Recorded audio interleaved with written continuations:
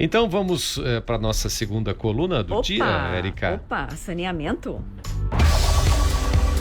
Jornal Nova Brasil Ribeirão Preto. Saneamento básico.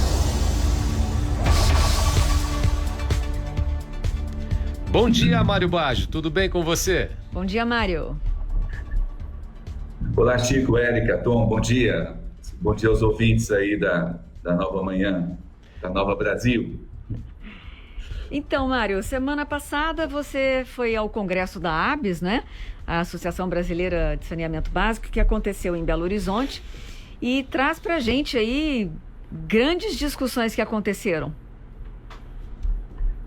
Exatamente, Érica, Chico. Nós tivemos aí de segunda a quarta em Belo Horizonte, né, no 32º Congresso Brasileiro de Engenharia Sanitária e Ambiental. E tivemos aí 14 diálogos setoriais, falando de água, esgoto, drenagem urbana, resíduos sólidos, o lixo, né?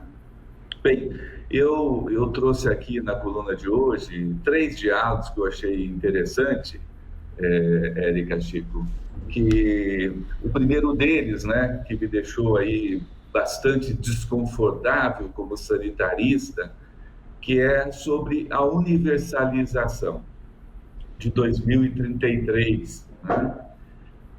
A gente acha que, colocando que em 2033, no marco legal, que nós vamos universalizar, que apenas isso basta e a universalização acontece por si só.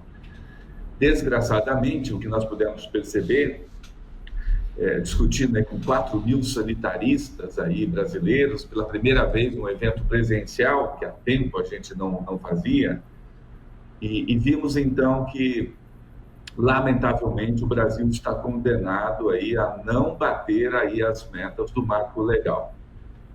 Como eu disse, definir uma meta no marco legal e não ter um arcabouço institucional, não ter uma linha de financiamento, não ter uma governança nacional e não ter um alinhamento das propostas de presidente atual com o presidente anterior, nós então vamos ficar à mercê aí da sorte e vamos então deixar de fazer a nossa importante missão sanitária e ambiental de medicina preventiva, levando água encanada, levando esgoto sanitário coletado e tratado à população brasileira.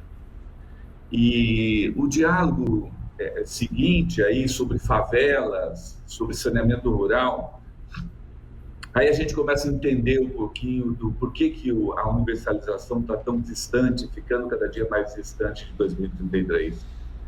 Bom, nós não sabemos o que fazer com as favelas, né? O poder público não sabe como lidar com uma população subnormal. Consequentemente, elas estão alijadas aí da universalização, né? Dizem que não pode entrar na favela, tem sempre uma história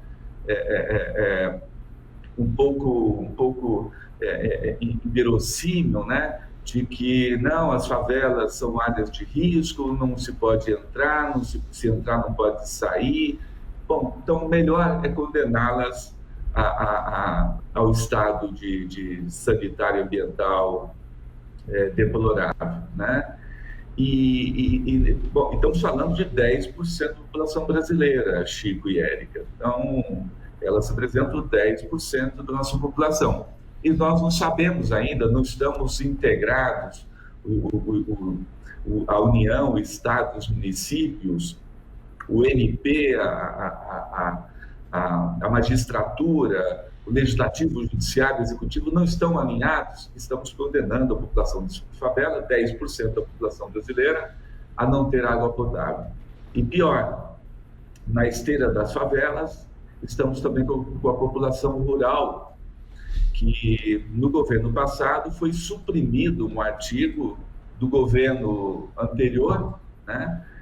Que previa aí as ações de saneamento rural. Também aí estamos condenando 15% da população brasileira a não ter aí uma solução de saneamento adequada.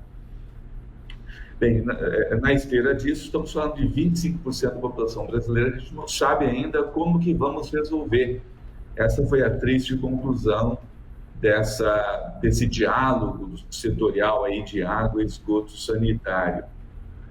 E o último tema aí, que eu depois queria então deixá-los aí às suas considerações, Chico e Érica, foi aí também com relação aos acidentes, né? Aos acidentes aí, fruto dessas questões climáticas, né? Que, olha, só tem um jeito da gente resolver isso, a gente se organizando, tendo ações de contingência para mitigar danos materiais, ambientais e proteção de vidas humanas.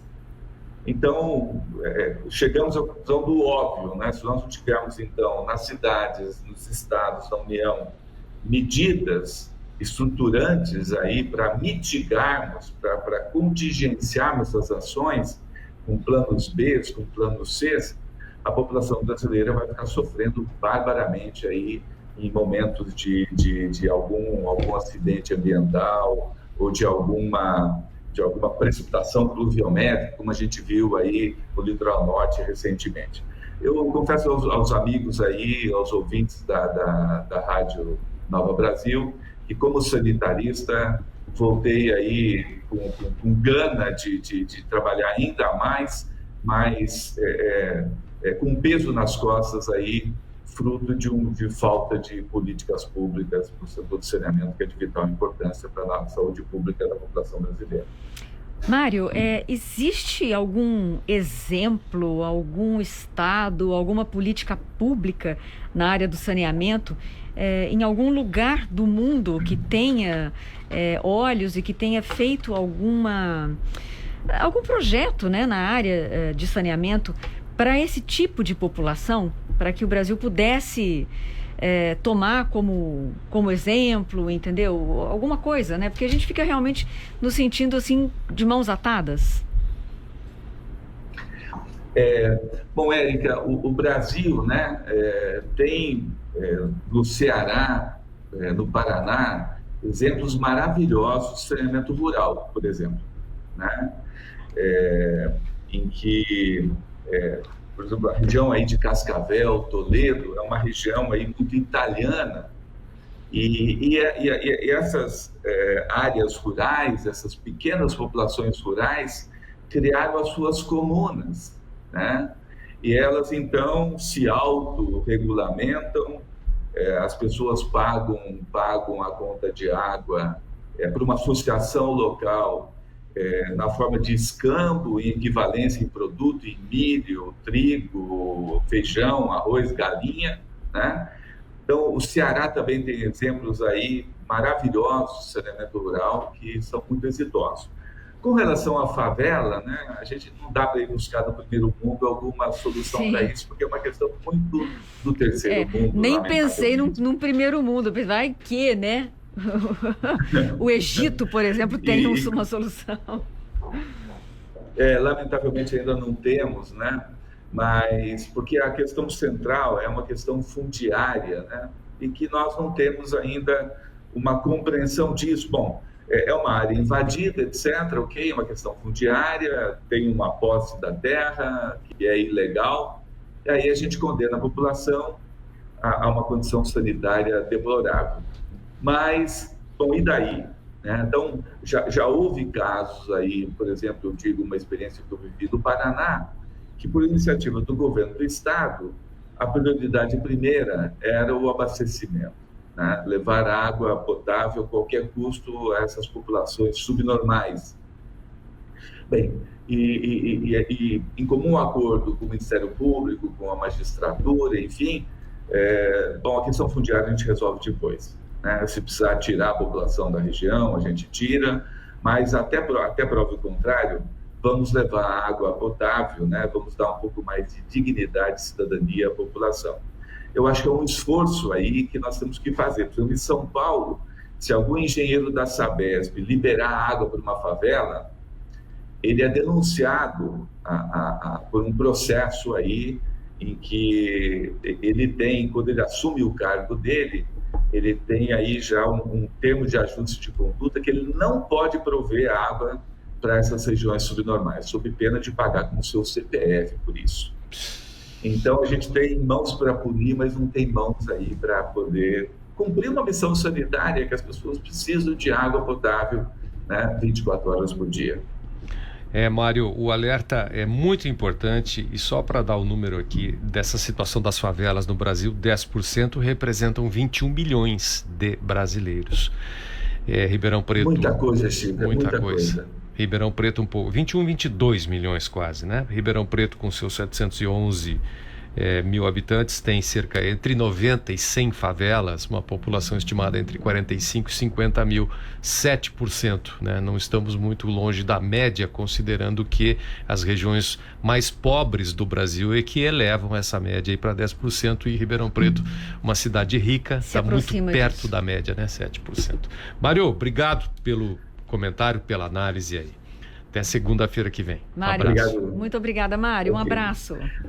Agora são 8 horas. Um abraço, Érica. Que bom que você voltou. Um abraço. Está conosco a Érica Amêndola. Ficamos por aqui, Érica? Acho que sim, né? São 9 horas.